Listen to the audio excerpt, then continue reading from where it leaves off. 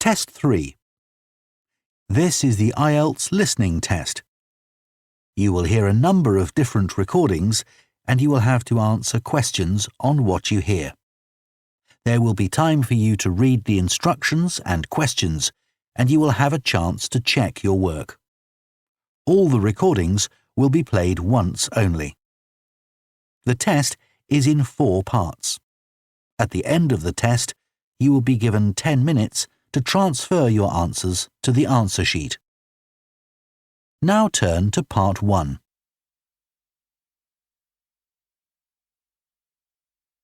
Part 1. You will hear a woman phoning to ask about a summer cycling camp for her young son who is called Charlie. First, you have some time to look at questions 1 to 5.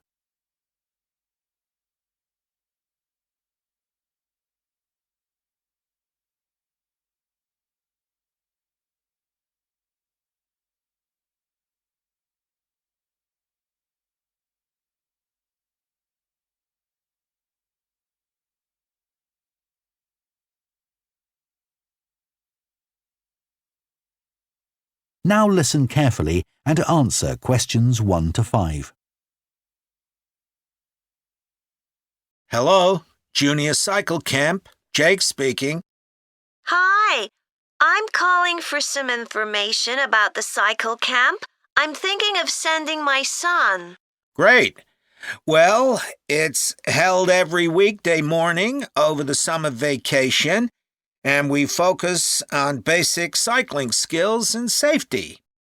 We have 8 levels for children from 3 years upwards. How old's your son? Charlie? He's 7. He can ride a bike, but he needs a little more training before he's safe to go on the road.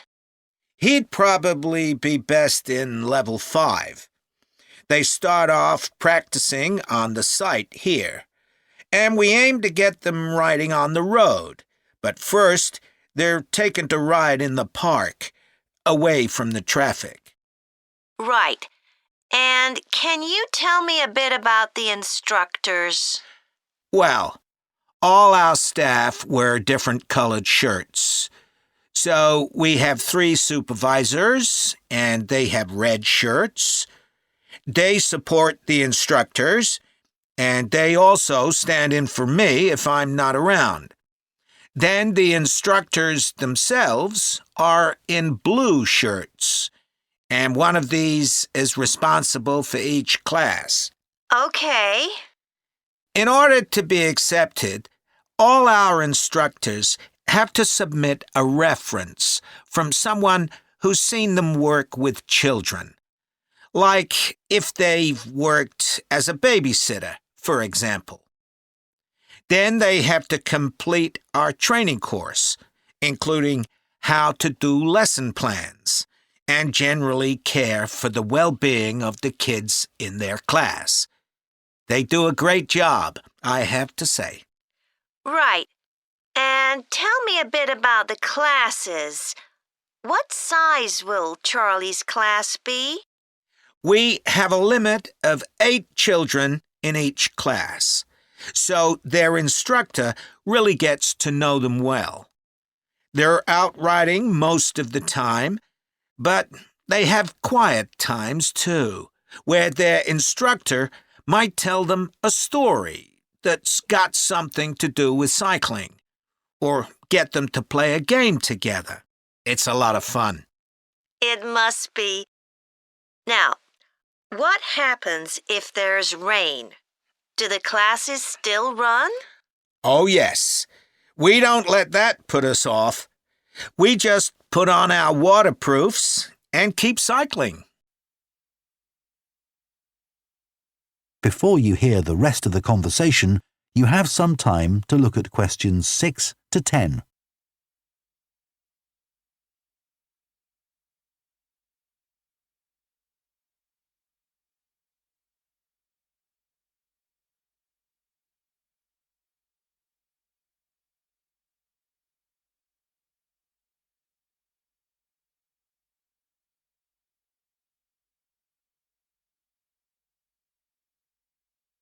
Now listen and answer questions 6 to 10.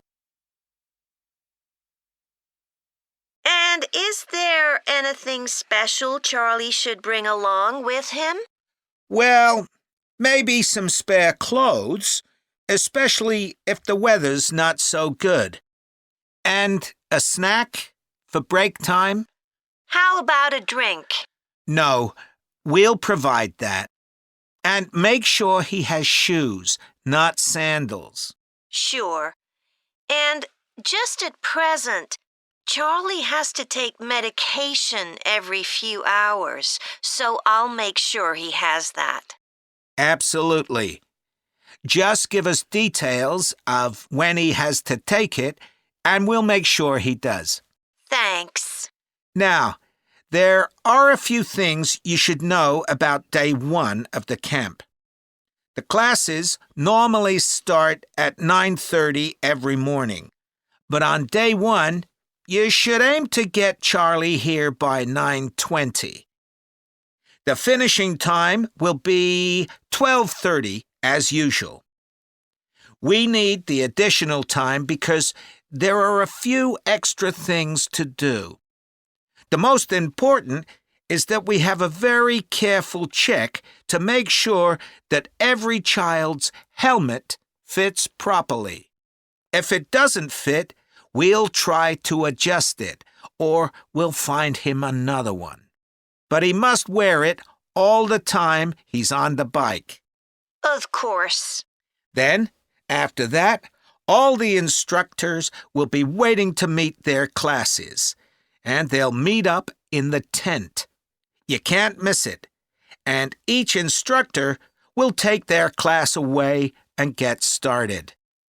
Okay, well, that all sounds good.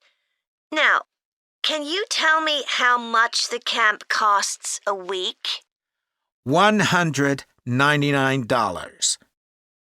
We've managed to keep the price more or less the same as last year. It was $190 then. But the places are filling up quite quickly. Right. Okay, well, I'd like to book for the... That is the end of part 1. You now have half a minute to check your answers to part 1.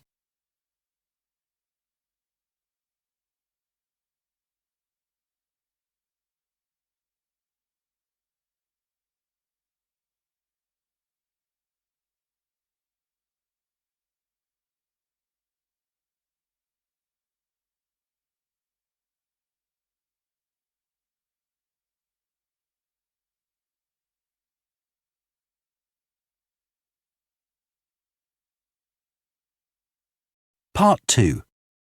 You will hear a recruitment officer called Megan Baker giving a talk at a jobs fair about opportunities for those interested in the food and agriculture sectors.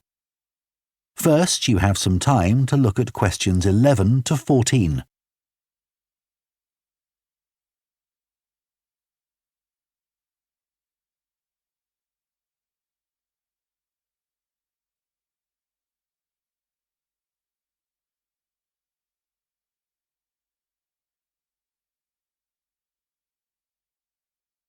Now listen carefully and answer questions 11 to 14. Hello everyone, my name's Megan Baker and I'm a recruitment consultant at AVT Recruitment Specialists. Now, our company specialises in positions that involve working in the agriculture and horticulture sectors, so that's fresh food production, garden and park maintenance and so on. And these sectors do provide some very special career opportunities. For a start, they often offer opportunities for those who don't want to be stuck with a 40-hour week, but need to juggle work with other responsibilities, such as childcare. And this is very important for many of our recruits. Some people like working in a rural setting, surrounded by plants and trees instead of buildings, although we can't guarantee that. But there are certainly health benefits, especially in jobs where you're not sitting all day looking at a screen, a big plus for many people. Salaries can sometimes be good too, although there's a lot of variety here. And you may have the opportunity in some types of jobs for travel overseas, although that obviously depends on the job, and not everyone is keen to do it. Of course, working outdoors does have its challenges. It's fine in summer, but can be extremely unpleasant when it's cold and windy. You may need to be pretty fit for some jobs, though with modern technology, that's not as important as it once was. And standards of health and safety are much higher now than they used to be, so there are fewer work-related accidents. But if you like a lively city environment surrounded by lots of people, these jobs are probably not for you. They're often in pretty remote areas. And some people worry about finding a suitable place to live, but in our experience, this usually turns out fine. Before you hear the rest of the talk, you have some time to look at questions 15 to 20.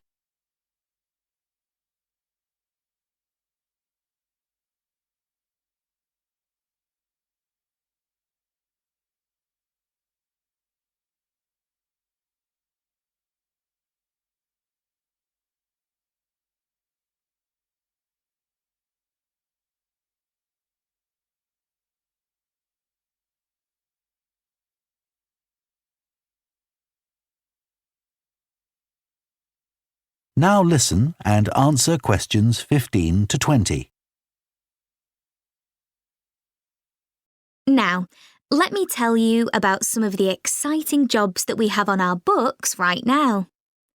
One is for a fresh food commercial manager. Our client here is a very large fresh food producer, supplying a range of top supermarkets. They operate in a very fast-paced environment with low profit margins. The staff there work hard, but they play hard as well. So if you've a sociable personality, this may be for you. We have an exciting post as an agronomist, advising farmers on issues such as crop nutrition, protection against pests, and the latest legislation on farming and agricultural practices. There are good opportunities for the right person to quickly make their way up the career ladder, but a deep knowledge of the agricultural sector is expected of applicants. A leading supermarket is looking for a fresh produce buyer who is available for a 12-month maternity cover contract. You need to have experience in administration, planning and buying in the fresh produce industry, and in return will receive a very competitive salary. We have also received a request for a sales manager for a chain of garden centres. You will be visiting centres in the region to ensure their high levels of customer service are maintained. This post is only suitable for someone who is prepared to live in the region.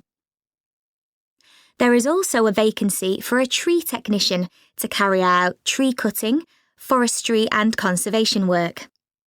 Candidates must have a clean driving licence and have training in safety procedures. A year's experience would be preferred, but the company might be prepared to consider someone who has just completed an appropriate training course.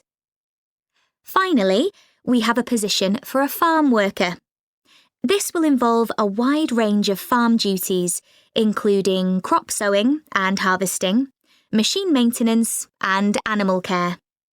Perks of the job include the possibility of renting a small cottage on the estate and the chance to earn a competitive salary. A driving licence and tractor driving experience are essential. That is the end of Part 2. You now have half a minute to check your answers to Part 2.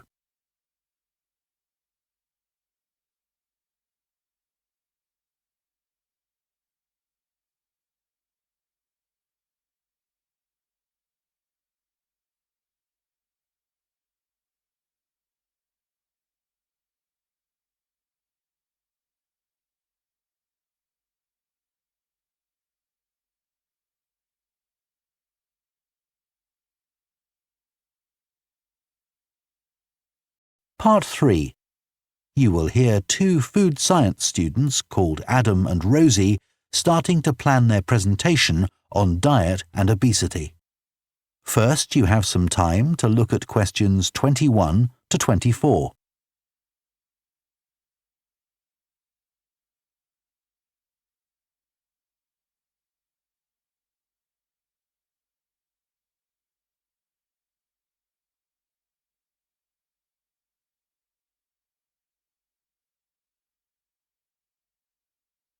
Now listen carefully and answer questions 21 to 24.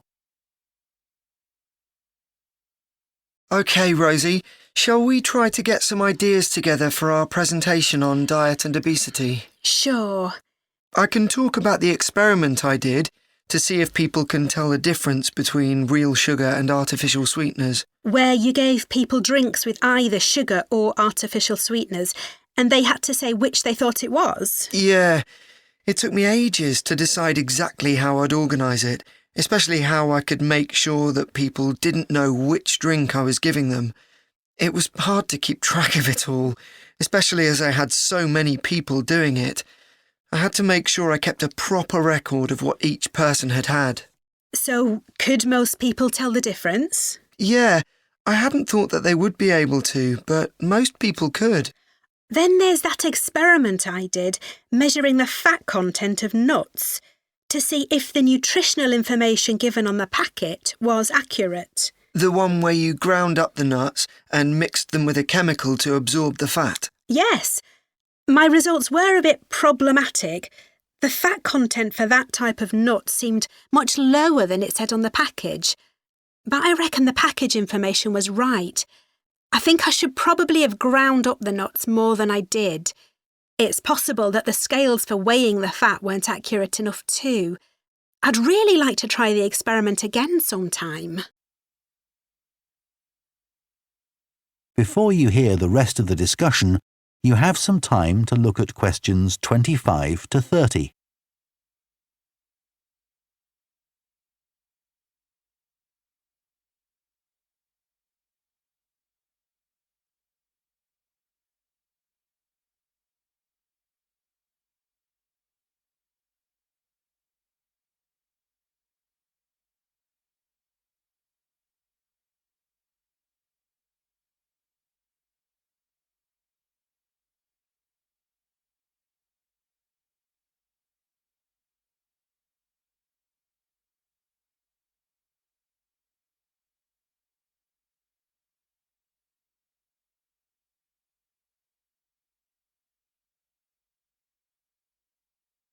Now listen and answer questions 25 to 30. So, what can we say about helping people to lose weight? There's a lot we could say about what restaurants could do to reduce obesity. I read that the items at the start of a menu and the items at the end of a menu are much more likely to be chosen than the items in the middle. So, if you put the low-calorie items at the beginning and end of the menu, people will probably go for the food with fewer calories without even realising what they're doing. I think food manufacturers could do more to encourage healthy eating. How? Well, when manufacturers put calorie counts of a food on the label, they're sometimes really confusing, and I suspect they do it on purpose, because food that's high in calories tastes better, and so they'll sell more. Yeah, so if you look at the amount of calories in a pizza, they'll give you the calories per quarter pizza, and you think, oh, that's not too bad. But who's going to eat a quarter pizza? Exactly. I suppose another approach to this problem is to get people to exercise more. Right. In England, the current guidelines offer at least 30 minutes of brisk walking 5 days a week. Now, when you ask them, about 40% of men and 30% of women say they do this. But when you objectively measure the amount of walking they do with motion sensors, you find that only 6% of men and 4% of women do the recommended amount of exercise. So you can see why obesity is growing. So how can people be encouraged to take more exercise? Well, For example, think of the location of stairs in a train station. If people reach the stairs before they reach the escalator when they're leaving the station, they're more likely to take the stairs. And if you increase the width of the stairs, you'll get more people using them at the same time. It's an unconscious process and influenced by minor modifications in their environment. Right. And it might not be a big change, but if it happens every day, it all adds up. Yes, but actually, I'm not sure if we should be talking about exercise in our presentation. Well, we've done quite a bit of reading about it. I know, but it's going to mean we have a very wide focus, and our tutor did say that we need to focus on causes and solutions in terms of nutrition. Oh, I suppose so. And we've got plenty of information about that. OK, well, that will be simpler. So, what shall we do now? We've still got half an hour before our next lecture. Let's think about what we're going to include and what will go where.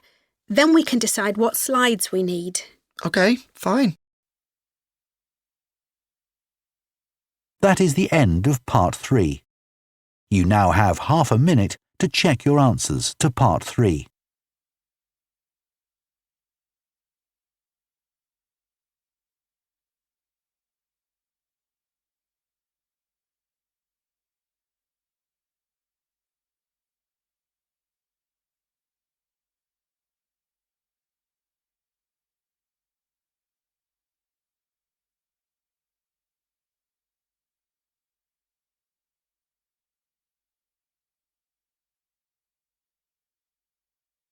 Part 4.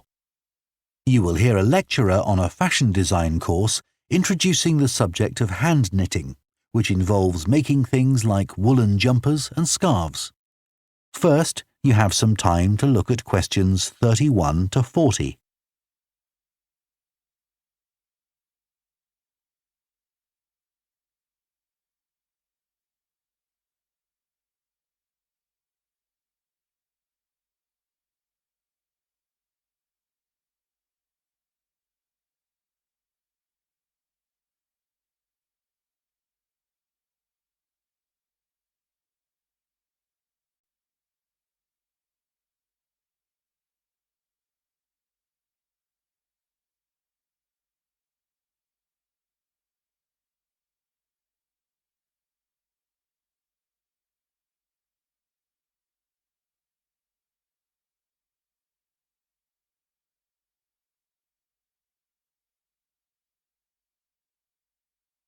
Now listen carefully and answer questions 31 to 40. Good morning, everyone. So today we're going to look at an important creative activity, and that's hand knitting. Ancient knitted garments have been found in many different countries, showing that knitting is a global activity with a long history. When someone says the word knitting, we might well picture an elderly person, a grandmother perhaps, sitting by the fire knitting garments for themselves or other members of the family. It's a homely image, but one that may lead you to feel that knitting is an activity of the past. And indeed, during the previous decade, it was one of the skills that was predicted to vanish from everyday life. For although humans have sewn and knitted their own clothing for a very long time, many of these craft-based skills went into decline when industrial machines took over, mainly because they were no longer passed down from one generation to another. However, that's all changing, and interest in knitting classes, in many countries, is actually rising, as more and more people are seeking formal instruction in the skill. With that trend, we're also seeing an increase in the sales figures for knitting equipment. So, why do people want to be taught to knit at a time when a machine can readily do the job for them? The answer is that knitting, as a handicraft, has numerous benefits for those doing it. Let's consider what some of these might be. While many people knitted garments in the past because they couldn't afford to buy clothes, it's still true today that knitting can be helpful if you're experiencing economic hardship. If you have several children who all need warm winter clothes, knitting may save you a lot of money. And the results of knitting your own clothes can be very rewarding, even though the skills you need to get going are really quite basic and the financial outlay is minimal. But the more significant benefits in today's world are to do with well-being. In a world where it's estimated that we spend up to 9 hours a day online, doing something with our hands that is craft-based makes us feel good. It releases us from the stress of a technological, fast-paced life.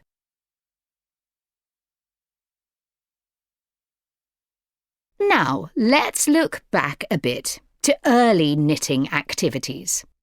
In fact, no one really knows when knitting first began.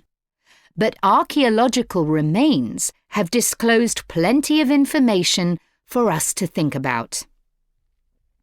One of the interesting things about knitting is that the earliest pieces of clothing that have been found suggest that most of the items produced were round rather than flat. Discoveries from the 3rd and 4th centuries in Egypt show that things like socks and gloves that were needed to keep hands and feet warm were knitted in one piece using 4 or 5 needles. That's very different from most knitting patterns today, which only require 2. What's more, the very first needles people used were hand-carved out of wood and other natural materials, like bone, whereas today's needles are largely made of steel or plastic and make that characteristic clicking sound when someone's using them. Ancient people knitted using yarns made from linen, hemp, cotton, and wool, and these were often very rough on the skin. The spinning wheel, which allowed people to make finer yarns and produce much greater quantities of them, led to the dominance of wool in the knitting industry, often favoured for its warmth. Another interesting fact about knitting is that because it was practiced in so many parts of the world, for so many purposes, regional differences in style developed. This visual identity has allowed researchers to match bits of knitted clothing that have been unearthed over time to the region from which the wearer came, or the job that he or she did. As I've mentioned, knitting offered people from poor communities a way of making extra money while doing other tasks. For many centuries, it seems, men, women, and children took every opportunity to knit, for example, while watching over sheep, walking to market, or riding in boats. So, let's move on to take... That is the end of Part 4. You now have 1 minute to check your answers to Part 4.